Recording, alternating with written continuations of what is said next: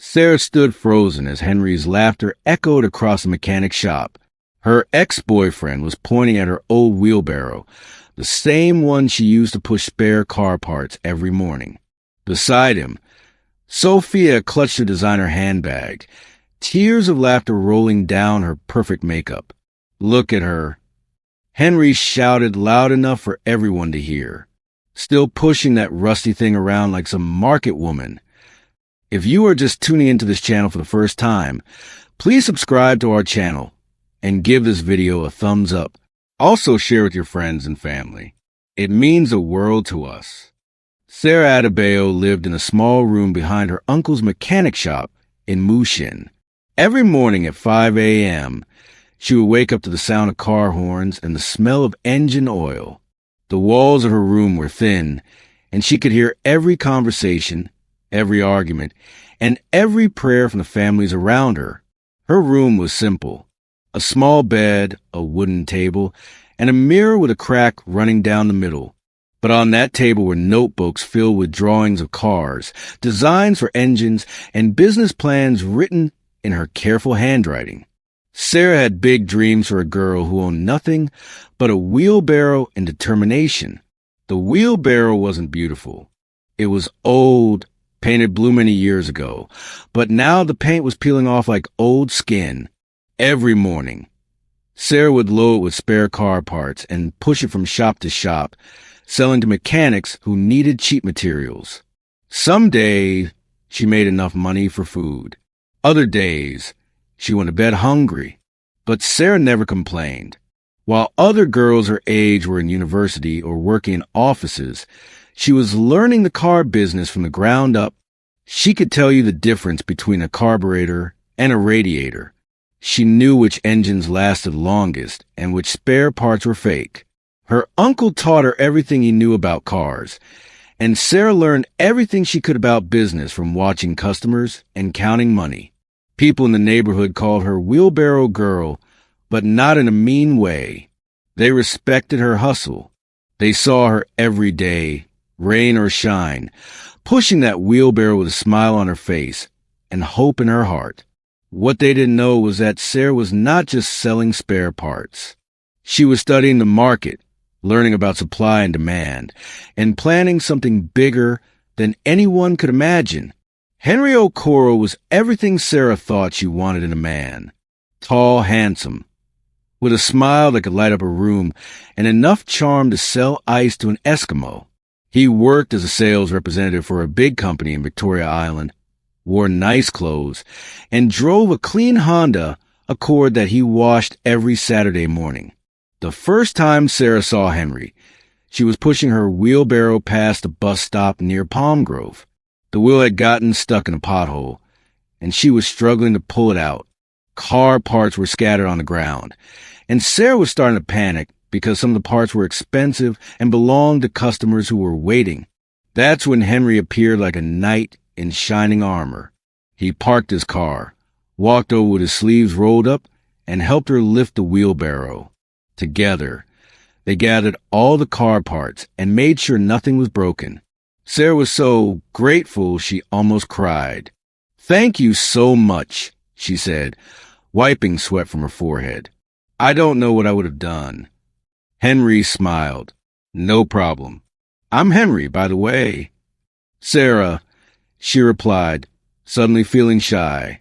From that day, Henry would stop by the mechanic shop whenever he was in the area.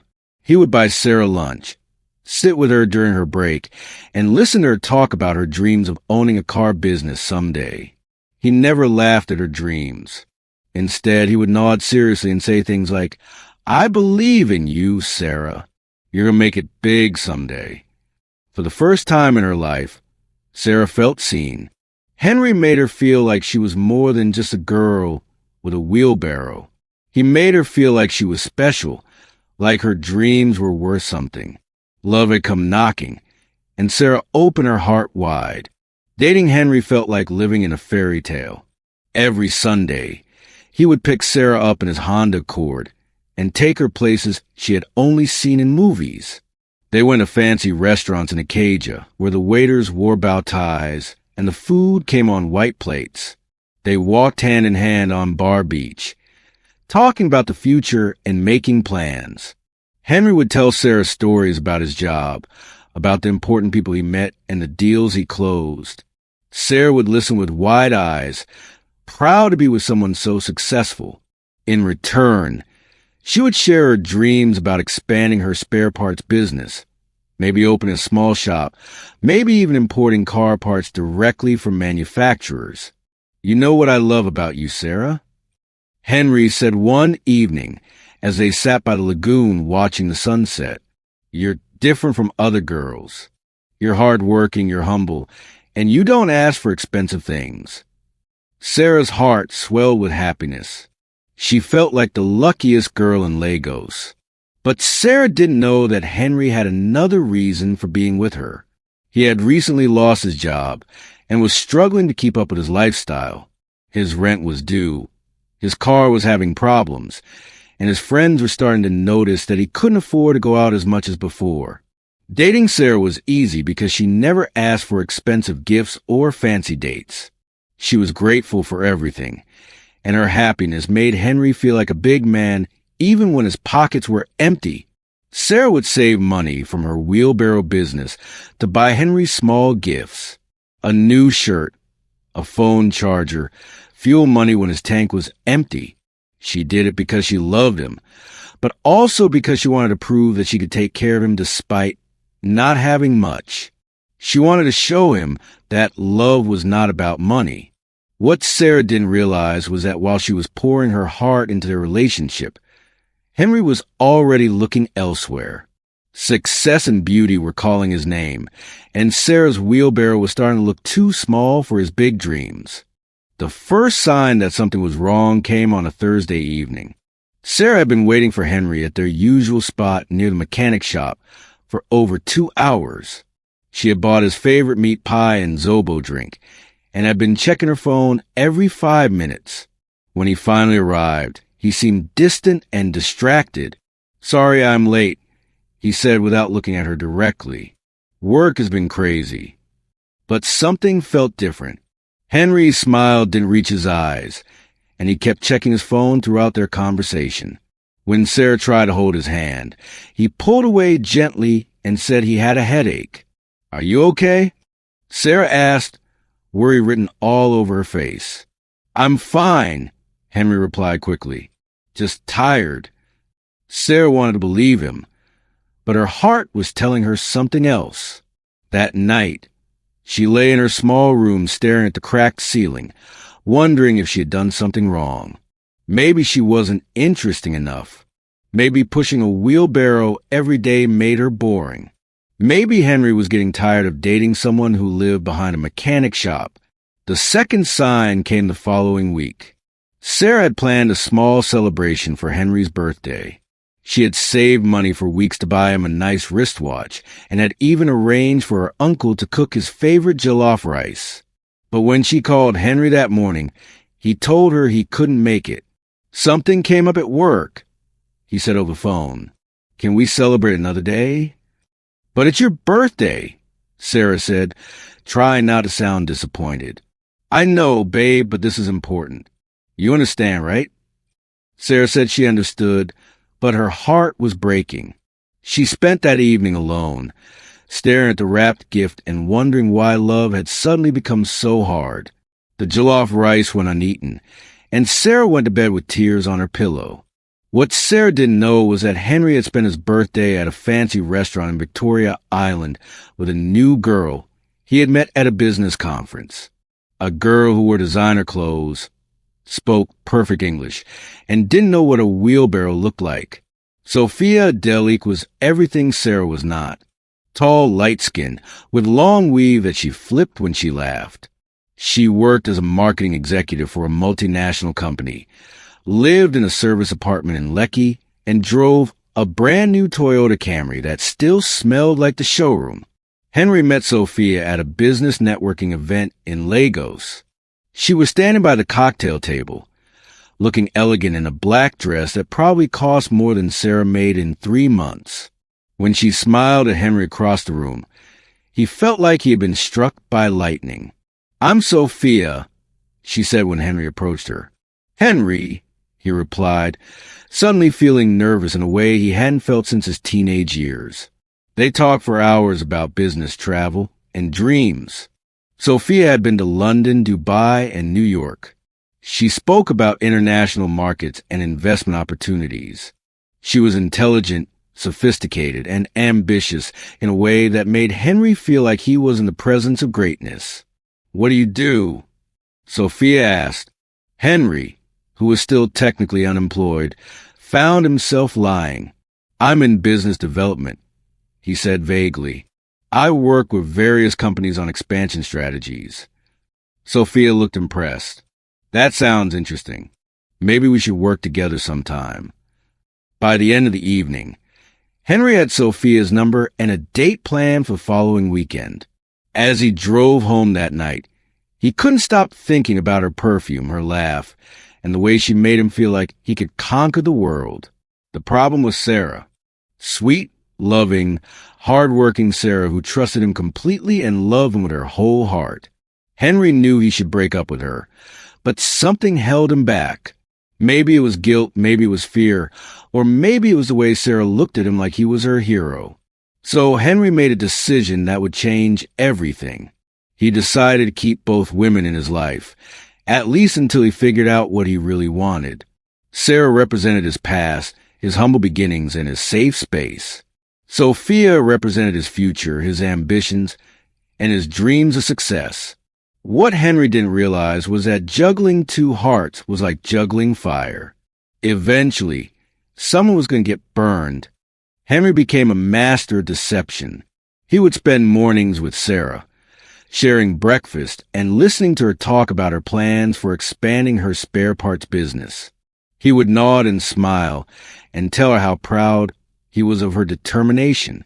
Then he would spend evenings with Sophia, dining at expensive restaurants and pretending to be the successful businessman she thought he was.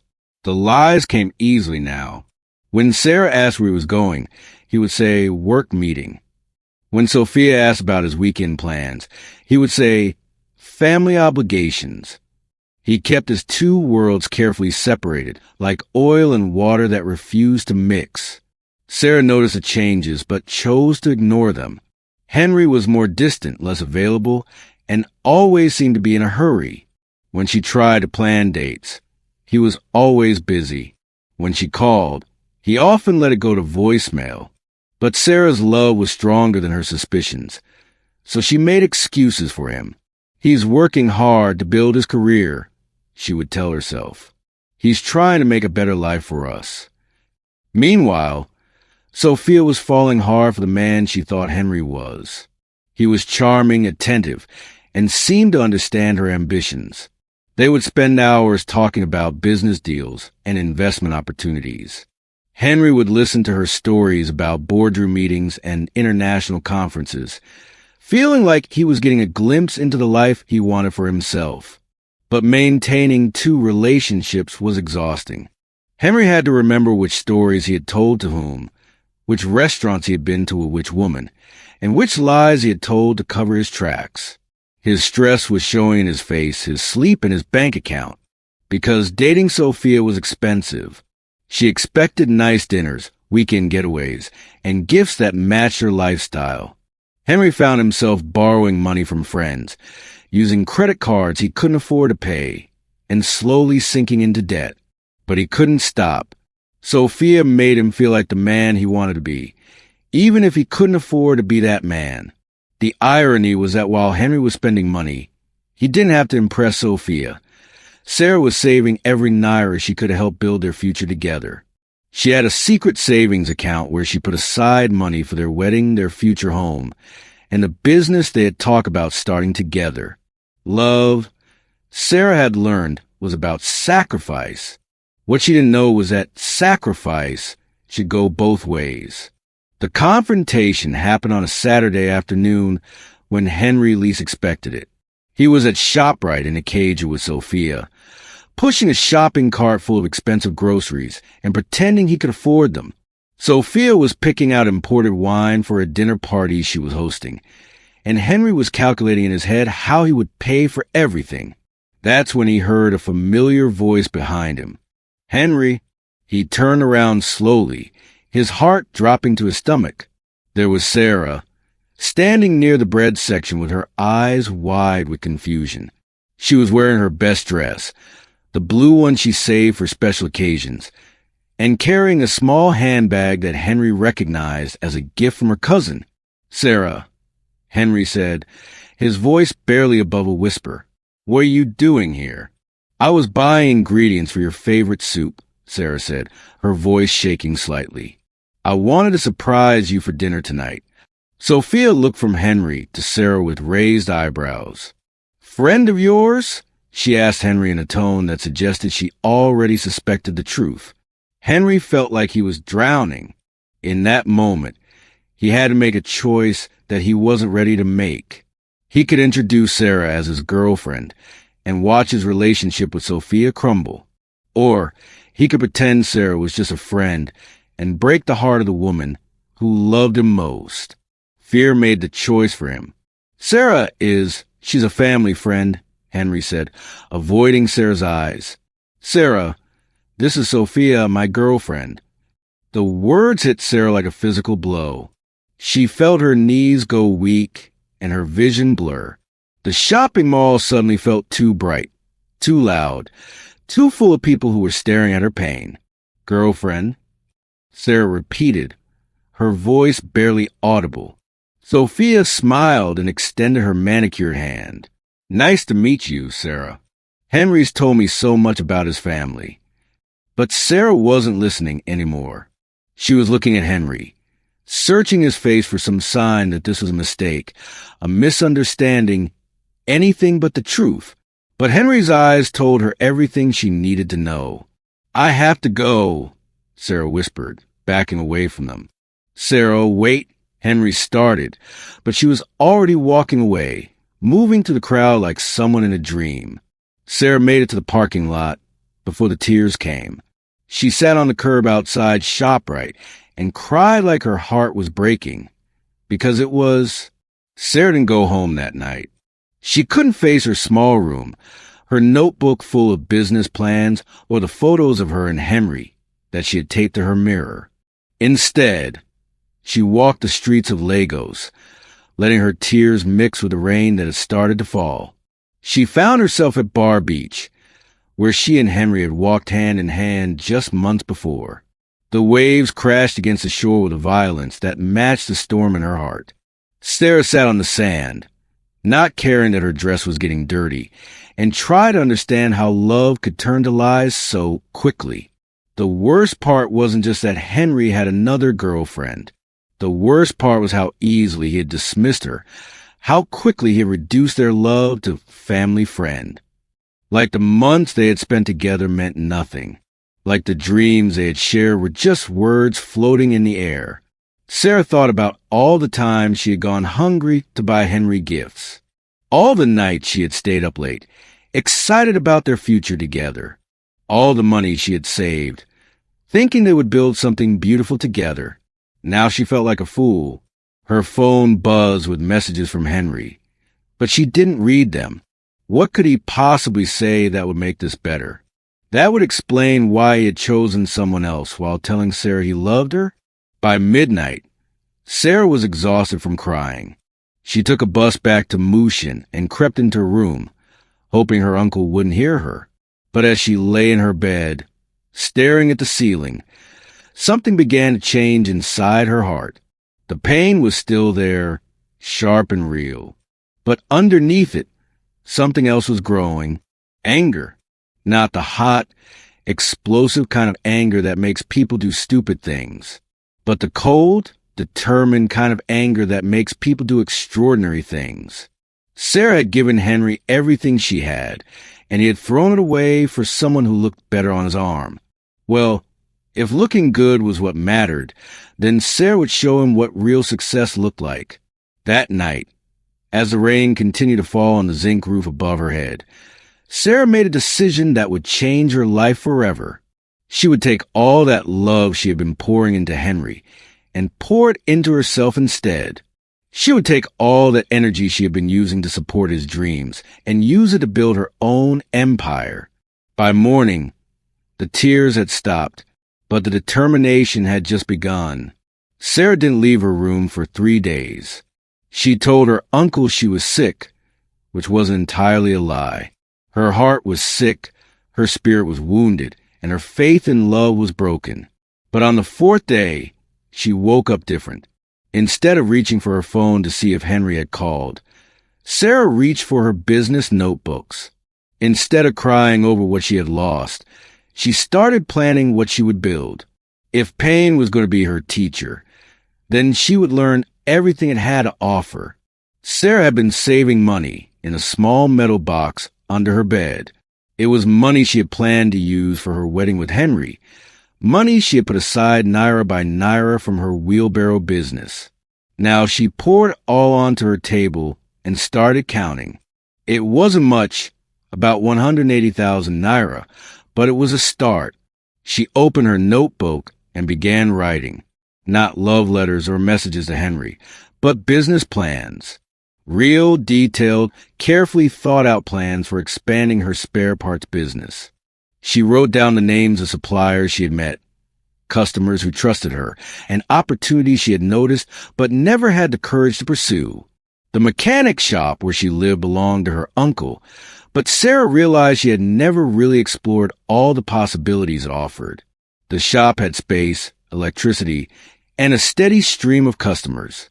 More importantly, her uncle had connections throughout Lagos with other mechanics, spare parts dealers, and even some small car assembly plants. Sarah started with research. She spent days visiting other spare parts markets, talking to suppliers, and studying prices. She learned which parts were in highest demand, which suppliers offered the best quality, and which customers paid the best prices. Knowledge became her weapon against heartbreak. Her uncle, Emeka, noticed a change in his niece immediately. The sad, quiet girl who had been moping for days was replaced by a focused, energetic woman who asked sharp questions and took detailed notes. "Sarah," he said one evening as they sat outside the shop, "what are you planning?" Sarah looked at her uncle with eyes that were older than they had been a week ago. "I'm planning to build something, Uncle, something big." Emeka smiled. He had been in the car business for 20 years, and he recognized a look of serious ambition when he saw it. "Tell me," he said. "Let me know how I can help." Sarah's first major business decision was bold and risky. Instead of just buying spare parts and reselling them locally, she decided to go directly to the source. She had learned that most of the spare parts in Lagos markets came from importers who bought them from manufacturers in China and India. If she could import directly, she could offer better prices while making higher profits. The problem was that importing required serious money connections and knowledge that Sarah didn't have yet. But Sarah had learned something important from her heartbreak. If you don't have what you need, you find a way to get it. She started by partnering with 3 other small spare parts dealers in different parts of Lagos. Together, they pooled their money and their customer bases to place a large order directly from a manufacturer in Guangzhou, China. It was scary putting all her savings into one container of car parts, but Sarah had calculated the risks carefully. The waiting was the hardest part. For 6 weeks, Sarah tracked a container as it made its way from China to Lagos port. She couldn't sleep properly, couldn't eat without thinking about what would happen if the parts were poor quality, if they got stolen at the port, or if customers didn't want them. But Sarah had done her homework. She had spent weeks talking to mechanics, asking them exactly what parts they needed most and what prices they could afford. She had studied the market like she was preparing for an exam, because in many ways she was. When the container finally arrived at Apapa port, Sarah was there at 6 a.m. with her partners and a rented truck. Opening that container felt like opening a treasure chest.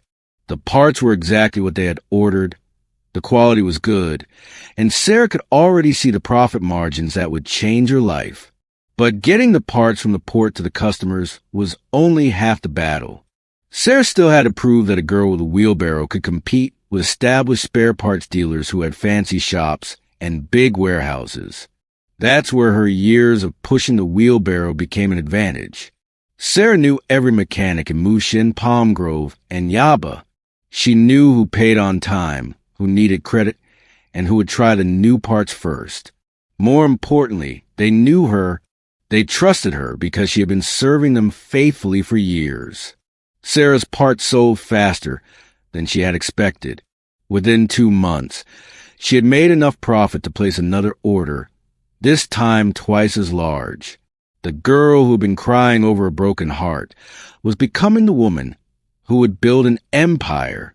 Success came faster than Sarah had expected, but it didn't come easy. Every day started at 4 a.m. and ended after midnight.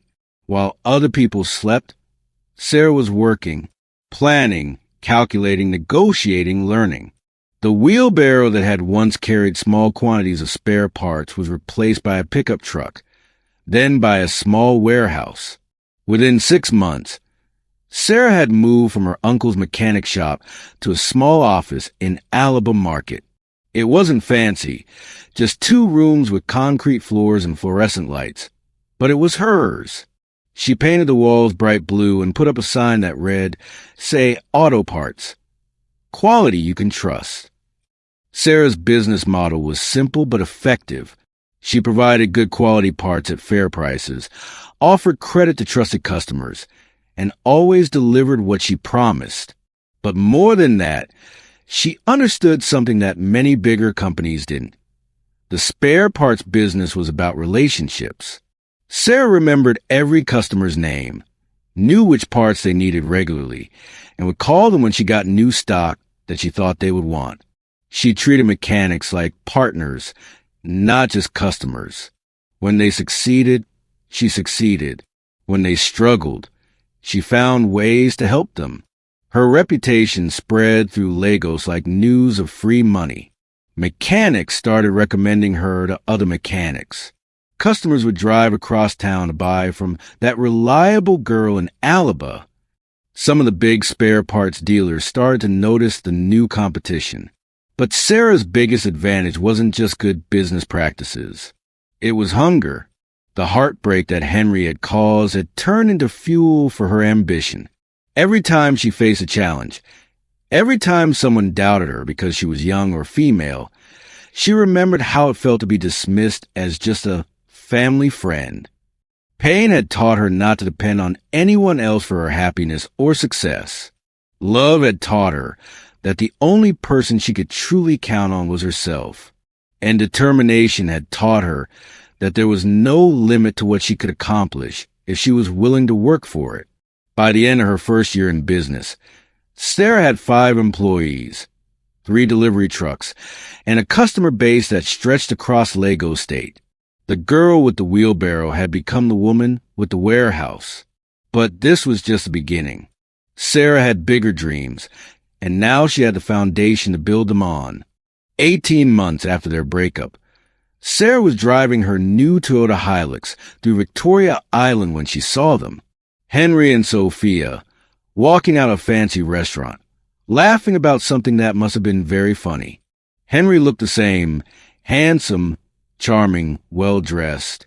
Sophia looked even more elegant than Sarah remembered.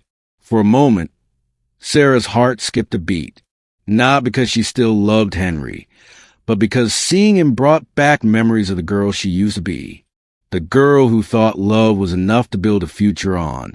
The girl who believed that sacrificing everything for someone else was noble. Sarah parked her truck and watched them from across the street. Henry was showing Sophia something on his phone, probably photos or videos that made her laugh even harder. They looked happy together, like the perfect couple Sarah had once thought they were. But something was different. Sarah noticed that Henry's car was older than she remembered, and his clothes, while neat, looked worn.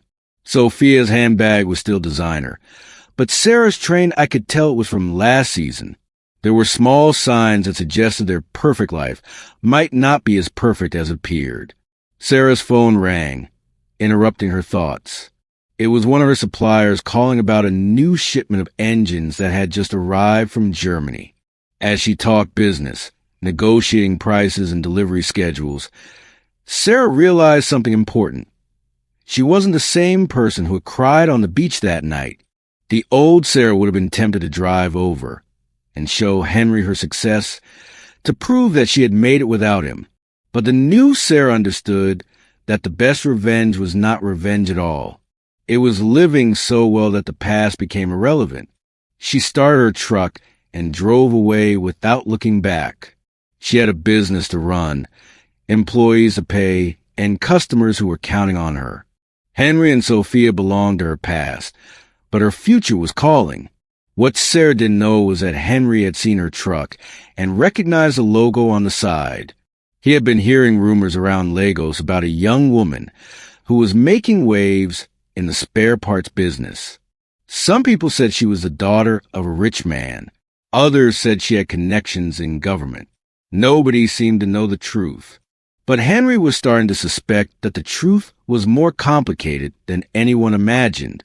The turning point came when Sarah received an invitation that changed everything.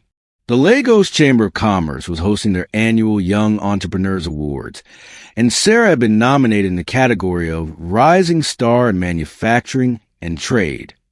Sarah stared at the elegant invitation card. For a long time, 2 years ago, she had been pushing a wheelbarrow through the streets of Mushin. Now she was being recognized alongside some of the most successful young business people in Lagos.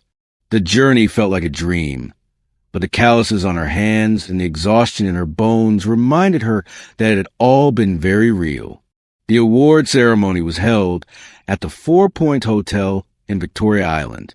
Sarah bought her first evening gown for the occasion, a simple but elegant black dress that made her feel confident without being flashy. She had learned that true success didn't need to be loud to be noticed. Walking into that hotel ballroom was like entering another world. The room was full of young professionals, successful entrepreneurs, and business leaders who had built companies worth millions of naira. Sarah recognized some faces from newspapers and business magazines. These were people who had started with ideas and turned them into empires. Sarah Adebayo? A voice behind her said. Sarah turned to see a tall man in an expensive suit approaching her with a warm smile. I'm David Okoye from Okoye Industries. I've been hearing great things about your business. Okoye Industries was one of the biggest manufacturing companies in Nigeria. Sarah had read about David Okoye in business magazines. He was known for building local companies that could compete with international brands. Thank you, sir, Sarah replied, suddenly feeling nervous. I'm honored to meet you. The honor is mine, David said. I've been watching the spare parts industry for years, and what you accomplished in such a short time is remarkable.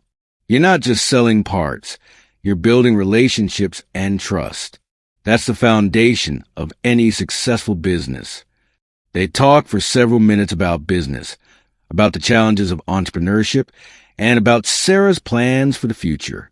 David gave Sarah his business card and told her to call him when she was ready to take her business to the next level. When the award ceremony began, Sarah didn't expect to win. She was competing against people who had been in business longer, who had more money and more connections. But when they called her name as the winner of the Rising Star Award, Sarah felt like she was floating. As she walked to the stage to accept her award, Sarah thought about her journey. The wheelbarrow, the heartbreak, the sleepless nights, the risks, the fears, and the victories. Every step had led to this moment. 3 days after winning the award, Sarah's phone rang at 7 a.m. She was in her office, reviewing inventory reports and planning her next import order. The caller ID showed an international number she didn't recognize. Hello, this is Sarah Adebayo, she answered professionally. Ms. Adebayo, this is James Chun from Guangzhou Motors Manufacturing. I hope you don't mind me calling so early. Sarah sat up straight. Guangzhou Motors was one of the biggest car manufacturers in China. She had been buying spare parts from them for months, but always through intermediaries.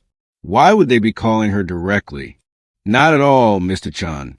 How can I help you? Ms. Adebayo, we've been watching your business grow over the past year. Your orders have been increasing consistently, and our quality control team has noted that you have one of the lowest return rates among our African distributors. We're impressed. Sarah felt her heartbeat increase. This sounded like the beginning of something big. Thank you, sir. We work very hard to maintain quality standards. That's exactly why I'm calling. Guangzhou Motors is looking to establish direct partnerships with reliable distributors in West Africa. We want to cut out the middlemen and work directly with people we trust. Would you be interested in discussing an exclusive distribution agreement for Nigeria? Sarah almost dropped the phone. An exclusive distribution agreement with a major manufacturer would mean access to products that her competitors couldn't get. It would mean better prices, guaranteed supply, and the kind of growth that could transform her business overnight. Yes, sir. I would be very interested in discussing that. Excellent. I'll be in Lagos next month for a business conference. Perhaps we could meet and discuss the details. After the call ended, Sarah sat in her office for a long time, staring at the award certificate on her wall. 2 years ago, she had been a girl with a wheelbarrow and a broken heart. Now, international manufacturers were calling her directly to discuss partnerships. The transformation was so dramatic that sometimes Sarah had to remind herself it was real. But the phone call from Mr. Chen wasn't just about business growth. It was about respect. It was about being recognized as a serious player in an industry that had once seen her as just another small-scale trader.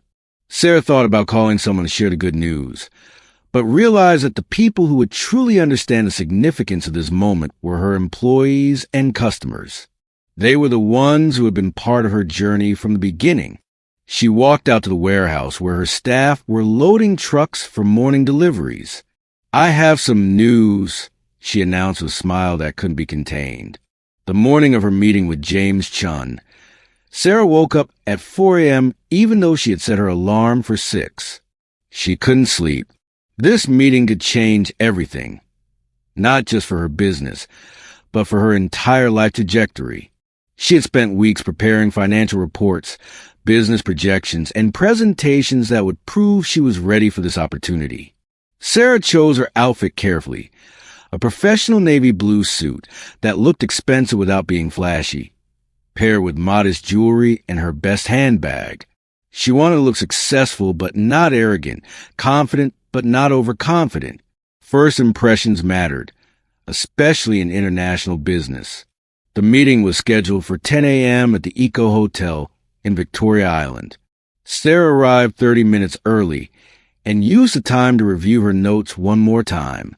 She had researched everything she could about Guangzhou Motors, their products, their market strategy, and their previous partnerships.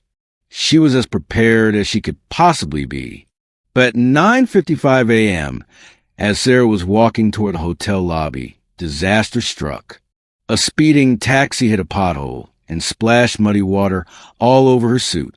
Sarah looked down at herself in horror. She was soaked, dirty, and looked like she had been in an accident. For a moment, panic set in. Sarah's first instinct was to call and reschedule the meeting. How could she walk into one of the most important business meetings of her life, looking like she had been wrestling with a mud puddle? But then something inside her clicked. This was exactly the kind of challenge that the old Sarah, the girl with the wheelbarrow, would have figured out how to overcome.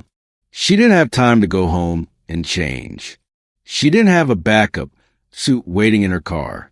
What she had was determination and the ability to solve problems under pressure. Sarah quickly walked into the hotel lobby and approached the concierge desk. "Excuse me," she said with a confident smile. "I have an important business meeting in 5 minutes, but I've had a small accident. Is there a boutique in a hotel or nearby where I could quickly purchase a replacement outfit? The concierge, a professional woman who had probably seen every kind of emergency, immediately understood the situation. There's a business center gift shop on the second floor that sells some clothing items, she said. But let me call our housekeeping manager. She might have a solution. Within minutes, the housekeeping manager arrived with a portable steamer, stain remover, and a hairdryer. Working together in a small conference room, they managed to clean most of the mud from Sarah's suit and dry it enough to look presentable. Sarah's hair was styled quickly, and she borrowed some makeup from the hotel spa.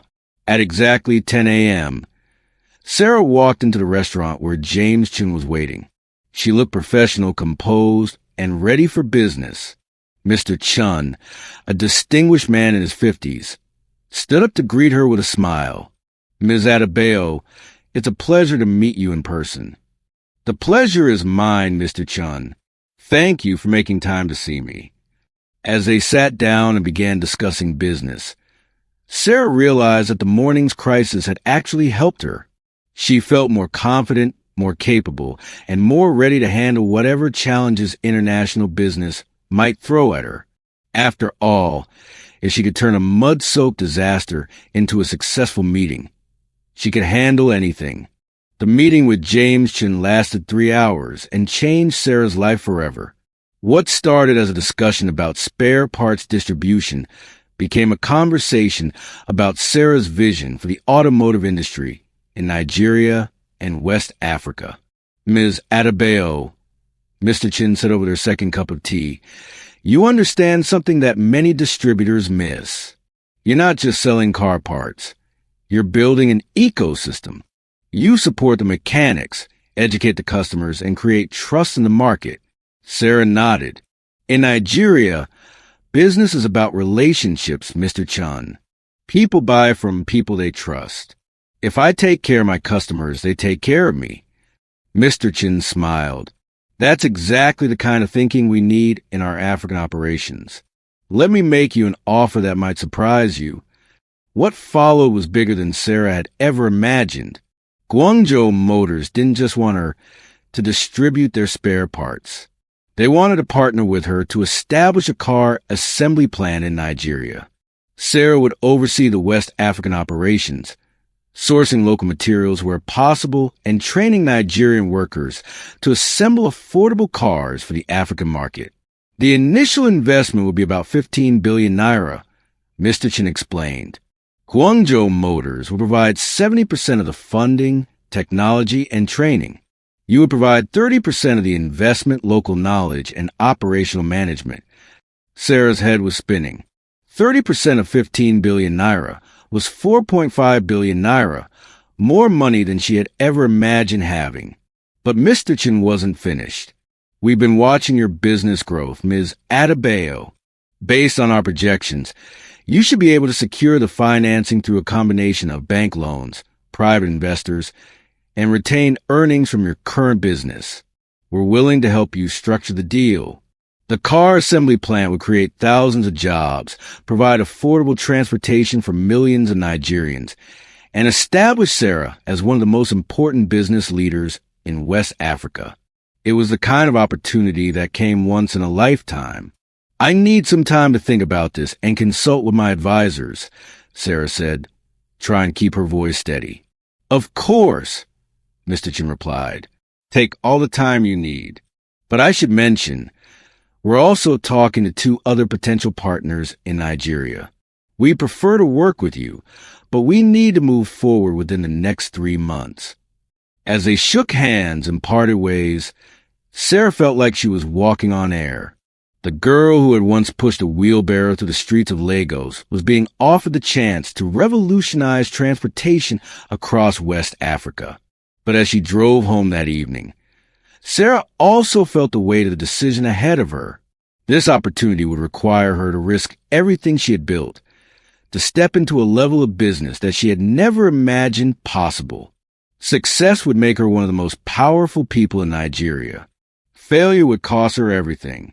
While Sarah was negotiating deals worth billions, Henry was facing his own crisis. The lie he had built his relationship with Sophia on was finally catching up with him. After 2 years of pretending to be more successful than he really was, Henry was drowning in debt and running out of ways to maintain his fake lifestyle. Sophia had started asking uncomfortable questions about Henry's business, wanting to meet his colleagues and visit his office. She had even suggested that they invest in a property together, which would require Henry to prove his financial status. The walls were closing in, and Henry was desperate. That's when he heard the rumors about Sarah. People in the business community were talking about a young woman who had built a spare parts empire from nothing. Some said she was getting ready to announce a major partnership with international manufacturers. Others said she was being courted by big investors who wanted to fund her expansion plans. At first, Henry dismissed the rumors. The Sarah he knew was sweet and hardworking, but she was just a girl with a wheelbarrow. There was no way she could have built the kind of business people were describing. But the more he heard, the more curious he became. One afternoon, Henry decided to drive past the address he had heard mentioned in connection with Sarah's business. When he arrived at the warehouse complex in Alaba Market, he couldn't believe what he saw. A large compound with multiple buildings, dozens of trucks loading and unloading, and a sign that read, SA Auto Parts, your trusted partner in quality. Henry parked across the street and watched the operation. Workers were moving efficiently between warehouses. Trucks were arriving and departing regularly, and customers were coming and going with satisfied expressions.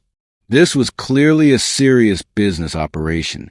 Then he saw her. Sarah emerged from the main office building wearing a professional pantsuit and carrying a tablet. She was talking to what appeared to be a manager, pointing at different sections of the warehouse and giving instructions. She looked confident, successful, and completely in control. Henry's heart started racing. This was the same girl he dismissed as a family friend 2 years ago. The same girl he had left heartbroken in a shopping mall while he chose Sophia over her. The same girl who had loved him completely while he was living a lie. As Henry watched Sarah coordinate her business operations, he felt something he hadn't expected. Regret. Not just regret for breaking up with her, but regret for underestimating her. While he had been pretending to be successful, Sarah had actually become successful. While he had been living a lie, she had been building a truth. For the first time since their breakup, Henry realized what he had really lost. It wasn't just Sarah's love. It was Sarah herself. The woman he was watching wasn't the same girl who had pushed a wheelbarrow through the streets. This woman was powerful, independent, and clearly didn't need anyone to validate her worth. Henry drove home that day with a heavy heart and a mind full of questions. How had Sarah transformed herself so completely? What would have happened if he had supported her dreams instead of dismissing them?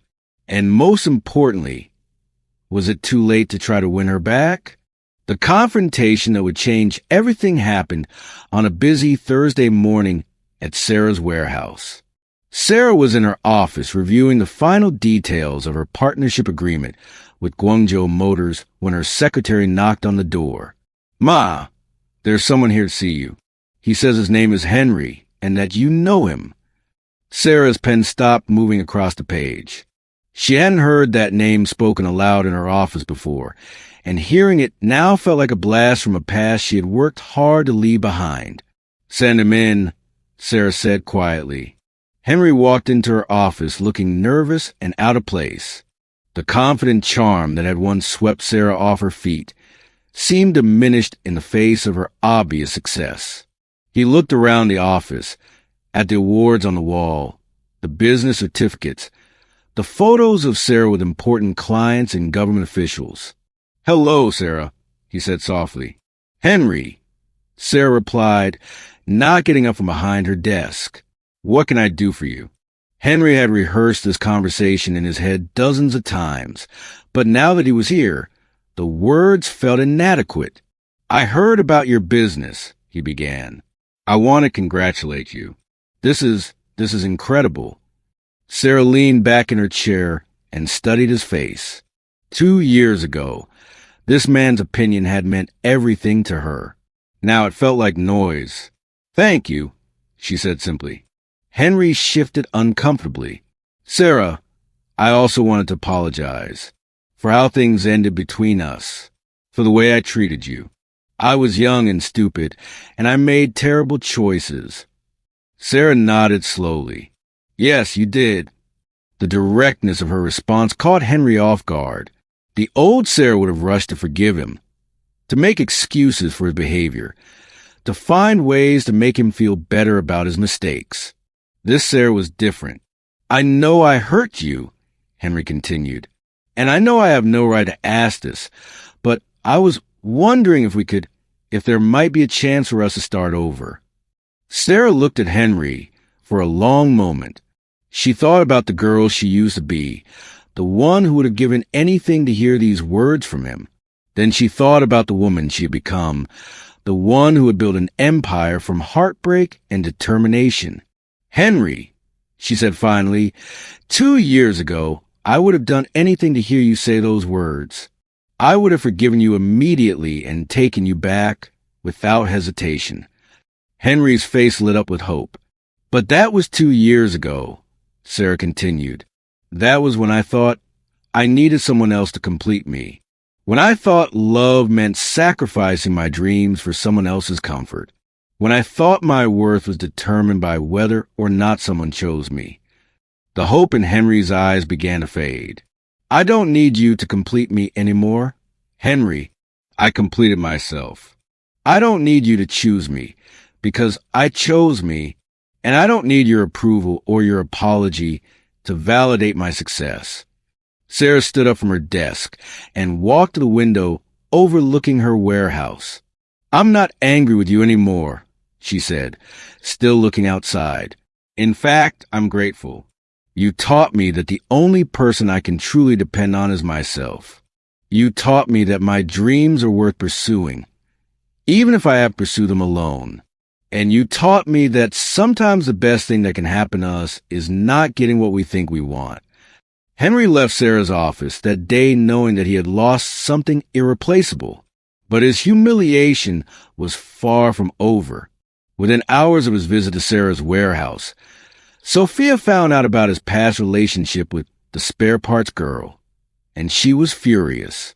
"You mean to tell me," Sophia said, pacing around Henry's apartment, "that you used to date that woman, the one who's about to become one of the richest people in Lagos, and you left her for me?" Henry tried to explain, but every word made things worse. Sophia had heard the rumors about Sarah's upcoming business deal.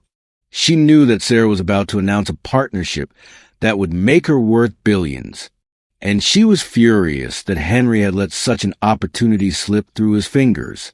"Do you realize what you've done?" Sophia continued. "Do you understand what kind of connection she must have now? What kind of opportunities we could have had?" The truth about Sophia's feelings came pouring out. She had never loved Henry. She had loved the idea of Henry, the successful businessman she thought he was.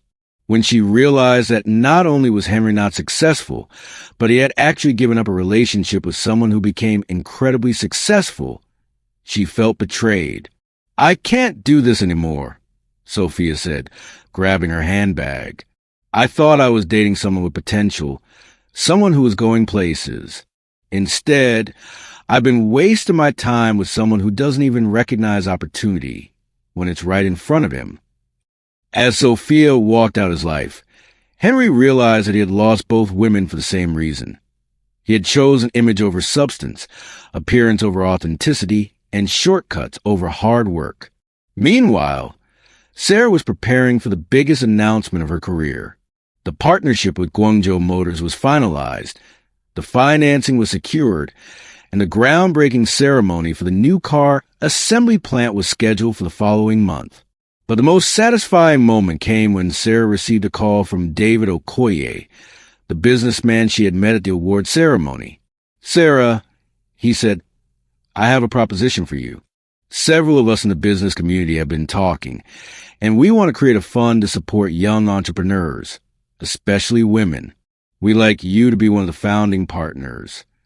The fund would provide capital, mentorship, and support to people like Sarah, young Nigerians with big dreams but limited resources. It would help others avoid some of the struggles Sarah had faced, and it would create opportunities for people who might otherwise never get a chance. I love the idea, Sarah said, but I have one condition. I want part of the fund to be dedicated specifically to supporting women who are starting over after major life changes. Women who are rebuilding themselves after divorce, heartbreak, or other challenges.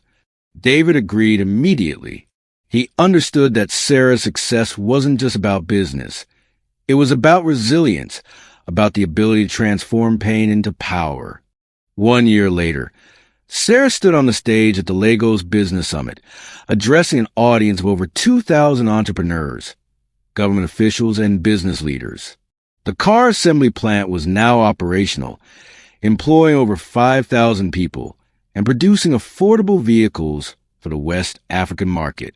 Her spare parts business had expanded to 12 countries, and she had been featured on the cover of Forbes Africa as one of the continent's most influential young leaders.